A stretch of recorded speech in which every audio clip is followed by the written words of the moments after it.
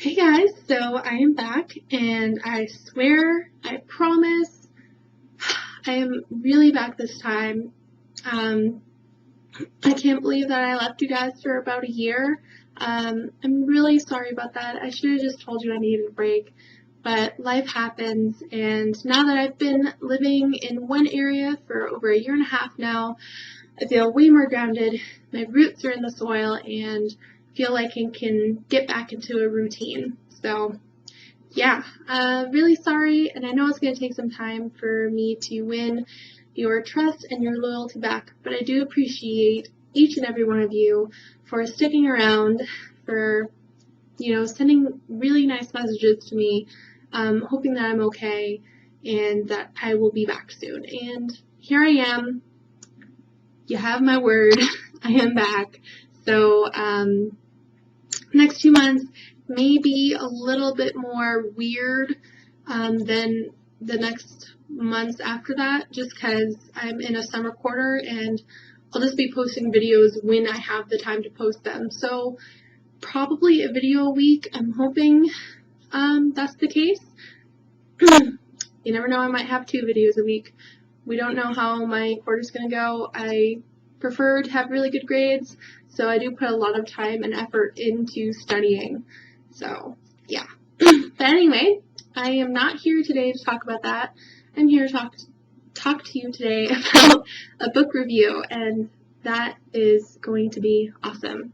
So, here we go. If you have not heard of this book yet, it has been all over the book community, all over YouTube, Goodreads, Twitter, everywhere. It's just insane. And I've been looking for a good book to read for a while, and I picked this up a couple weeks ago. And I fell in love, and I just needed to make a YouTube video to tell you guys, and yeah. But got me back into reading, and that's the really awesome part. If a book can do that, you got a winner. So, that book is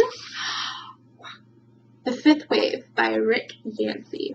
There's the really awesome cover. I think it's beautiful.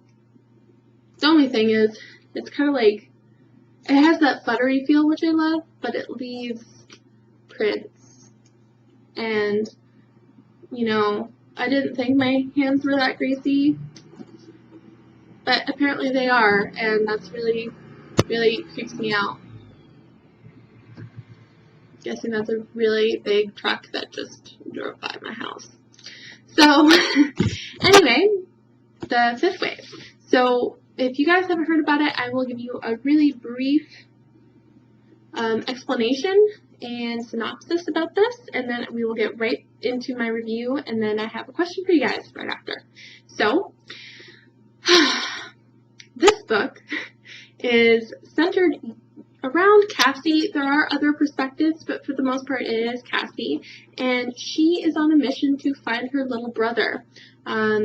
She talks about, what happened, why she needs to find him, and that kind of thing, and you go through her commitment to keep that promise to her brother that she would be back for him.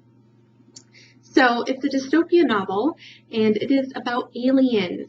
Yes, true aliens.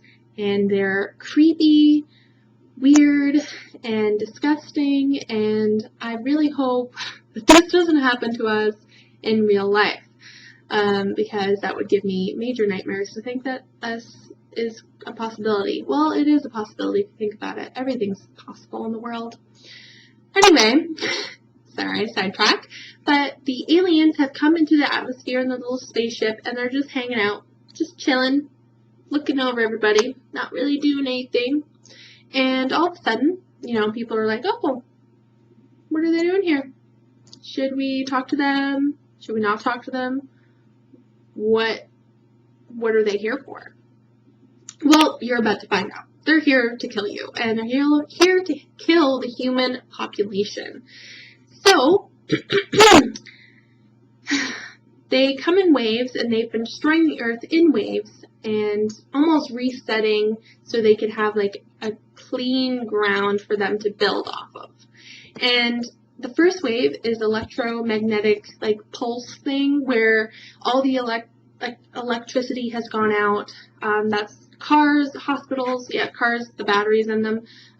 Cars, hospitals, electricity, your laptop, your phone, everything stops working. And it's basically you're in darkness.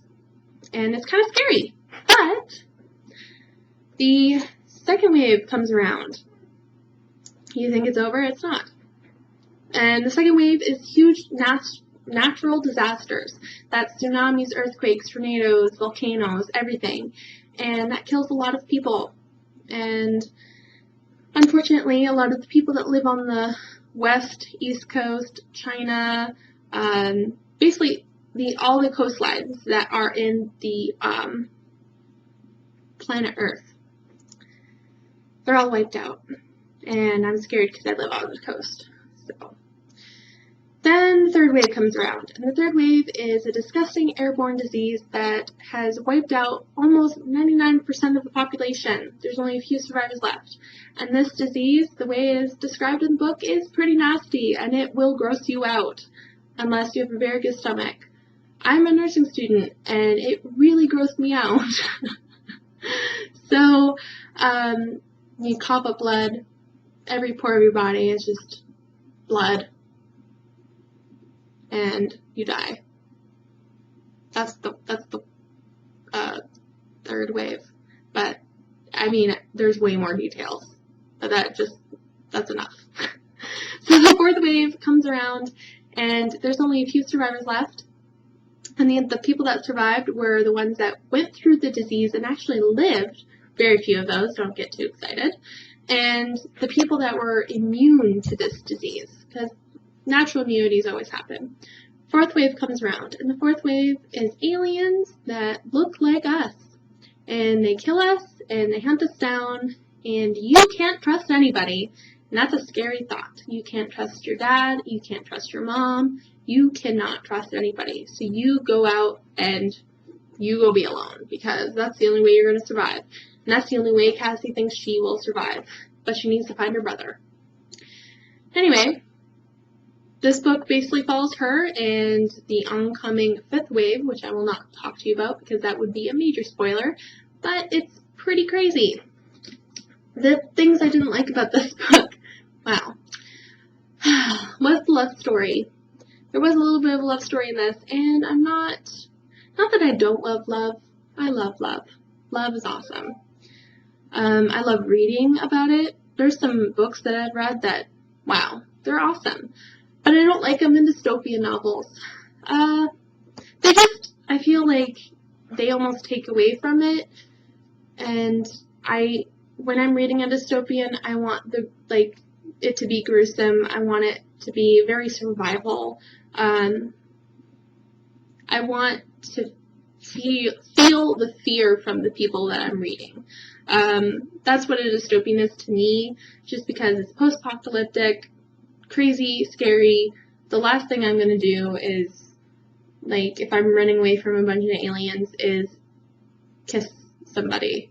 Unless my boyfriend's still alive. Then maybe I would. But then you couldn't trust him, so why? No. See what I mean? It just doesn't work.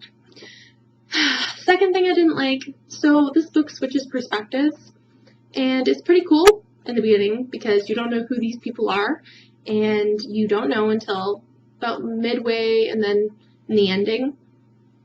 But the thing is, once you get past, all the characters in the book, couldn't he just tell us whose perspective we were reading now? Please? That would be really, really nice, because I don't want to be reading and then get halfway through this page and be like, oh, I thought that was somebody else. Oh, well, whatever, I'll just keep reading. Please don't do that to me. Those are the only things I didn't like. The things I did like, it's a dystopian. Guess what? The world building was off the chain. It was awesome. I loved it. Fan-frickin-tastic. Oh man, it was so intense, so scary.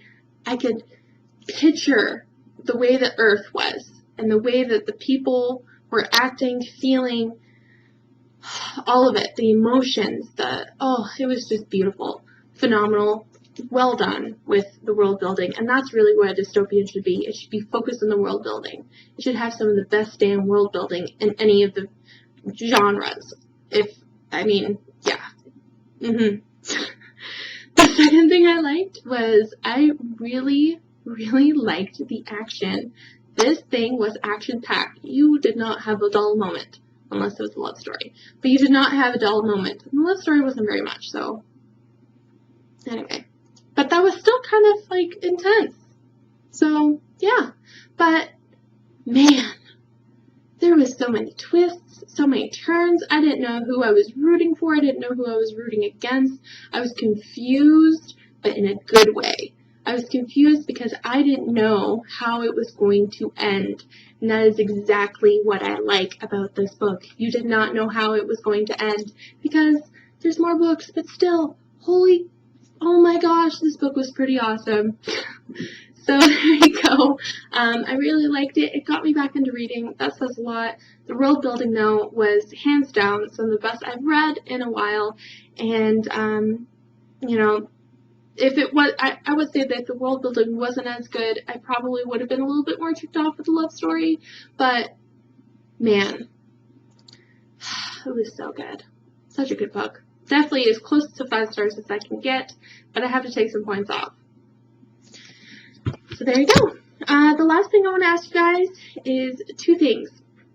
Should I be primarily YouTube, or should I do YouTube and my blog again?